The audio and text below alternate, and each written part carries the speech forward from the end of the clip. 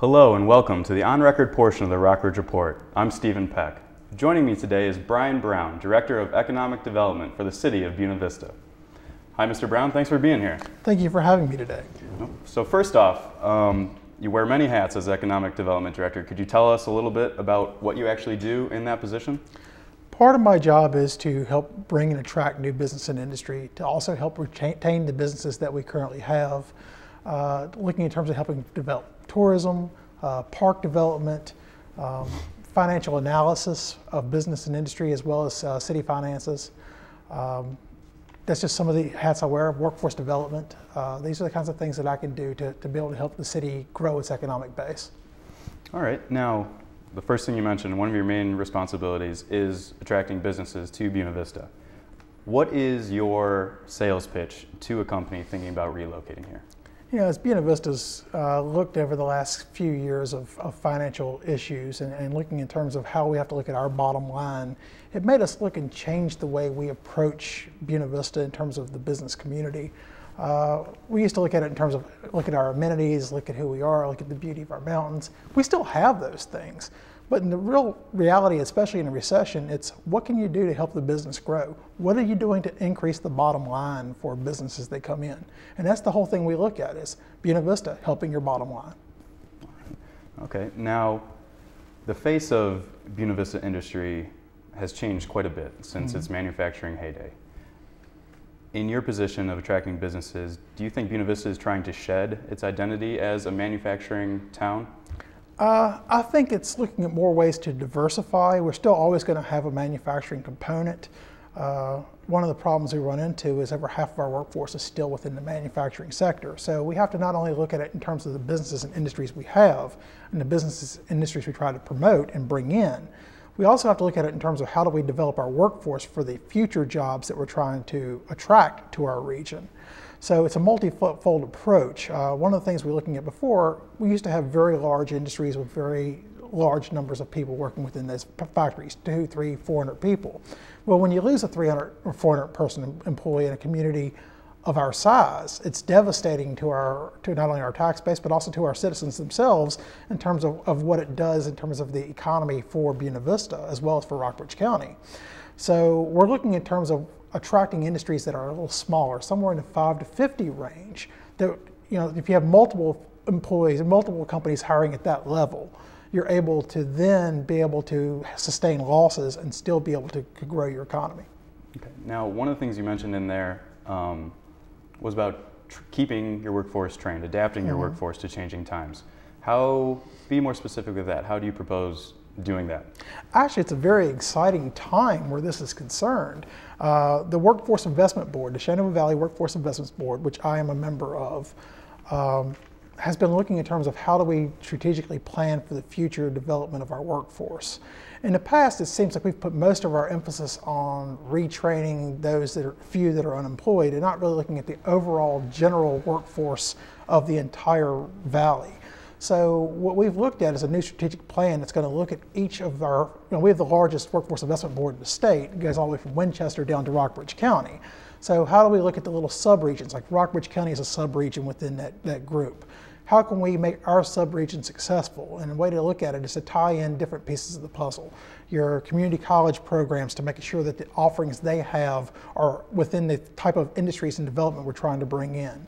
You're looking at your colleges and universities to make sure you have the technology piece necessary to be able to have entrepreneurial development and at the same time to do the research necessary to build those companies. Then you add into the component of the school system to make sure that we're offering technology-based components to the high school curriculums to be able to make students successful in advanced manufacturing technology as well as for emerging technologies that are coming forward. And all of these are just little pieces of the puzzle, but we also have to look in terms of our end, from the incentive packages we offer to what type of infrastructure we're putting in place. All of those factors key in to developing the workforce. Now, incentive structures there at the end, is that simply tax breaks and whatnot for incoming businesses, hopefully, or what does that actually entail? Well, we actually have a technology zone, which by right gives a 50% rebate for a 5-year period for machinery and tools taxes, for bringing in technology-based business in terms of their computer equipment, tangible personal property. It's a way to incentivize a company to come in and grow. We also offer other incentives, such as based on the number of people they hire, workforce development training for the people to specifically train for the company they're coming into. We also work very closely with state agencies to be able to, like Department of Business Assistance, as well as Virginia Economic Development Partnership, to be able to offer the incentives that go along with that. Okay, so with a technology zone in place, and with the city's hope to, or your hope to hire or bring in companies that are smaller, so to speak, 50 or so employees, what kind of companies are those? What kind of companies actually are those? Like, what kind of industries do you actually hope to bring in that sense? Well, look at it from different sectors. From the manufacturing sector, we have two clusters that we're really focusing on, which is metals manufacturing and advanced manufacturing. They're high in the number of equipment. They also require a very developed workforce. Buena Vista is very fortunate in that the employment base we have is well trained for the ones that actually have jobs. Now, unfortunately, our unemployed people in our community tend to be on the lower skill level. And that's one of the problems we're running into. Is we don't have a problem placing anybody for advanced skills. Where we have the problem is placing the lower person. So getting them up to that level is where they need to be. Now, but from the manufacturing side, advanced manufacturing and, like I said, advanced manufacturing and metals manufacturing. From the small business perspective, we're looking at retail development, tourism development. We're looking at intellectual property growth. When you start talking about the RANA project, bringing in the broadband initiative, we're going to be on par with any place from New York City on in terms of the technology levels that we're going to be able to offer.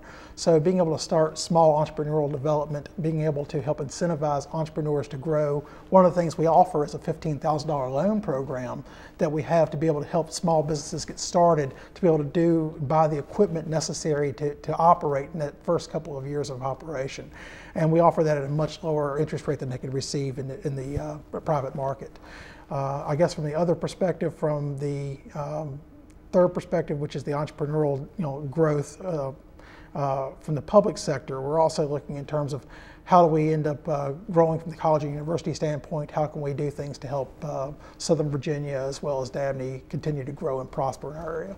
Okay. Now, attracting businesses is obviously a large part of your job, but there's also the issue of retaining businesses that you currently have. And last year you gained more businesses than you left, but you still had businesses leave the area. What efforts do you make to keep current businesses in Buena Vista?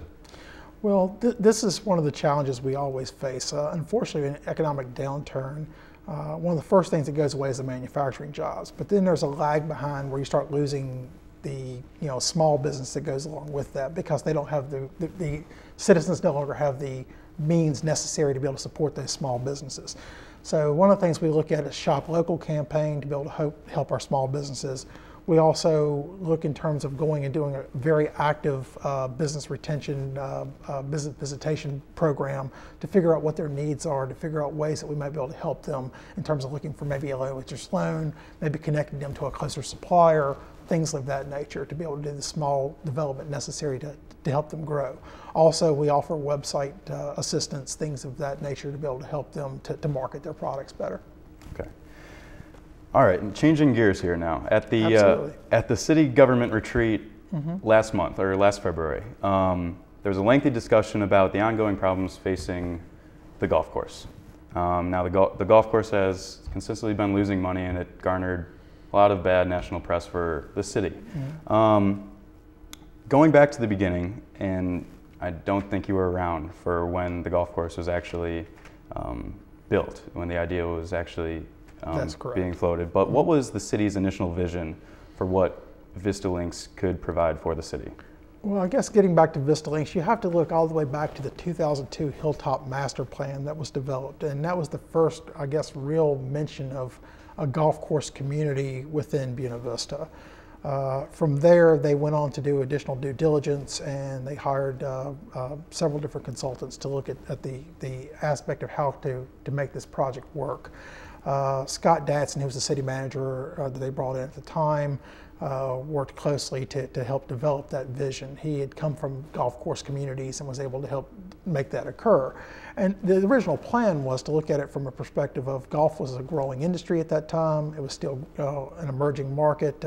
Sort of the Tiger Woods phenomenon was still very strong, bringing a lot of new golfers to this type of recreational amenity. Unfortunately, I don't think anyone foresaw the downturn that was going to happen, not just in the economy, but also in the golf industry itself. In fact, it's been a steady drop of number of courses closed versus open over the last 5 years. About 1/3 of the golf courses in the United States have closed ever since 2005. So the original plan was it was something for an economic development boom. It was something to bring people in. Again, we were marketing the amenities of the community, the recreational activities, the outdoors. That's what Buena Vista was trying to sell itself as. And it was an interesting vision at the time that they had it. And I guess you always have to look at things from hindsight as 2020. So admittedly, it was a good stretch. They made an opportunity to try to grow Buena Vista through a real interesting, aggressive economic development project. It just unfortunately didn't work out for them. The losses that it has taken Buena Vista over the last 7 years of the operation of the golf course, between debt service and operations, is about $5 million in deficit. Now, last question here. Many ideas were floated at this meeting. Selling the course, hiring a management company, having someone come in and develop it. Very quickly, what do you see happening to the golf course? I think we're going to have to look at it from the perspective of where do we go from here in terms of reducing the operational losses. Because of the deal we've worked out with ACA, the finance company with the golf course, we're going to be paying the debt service regardless. So there's a $660,000 a year payment that's out there for the future that we're going to have to make. So our way to be able to eliminate the additional subsidy we have in terms of operations is really key for us. And I think there's 2 or 3 different ways, like I said, to look at it. I think it can go either the direction of a management firm, or I think we're going to have to look at some ways to maybe rebrand the course to be able to figure out what to go from there.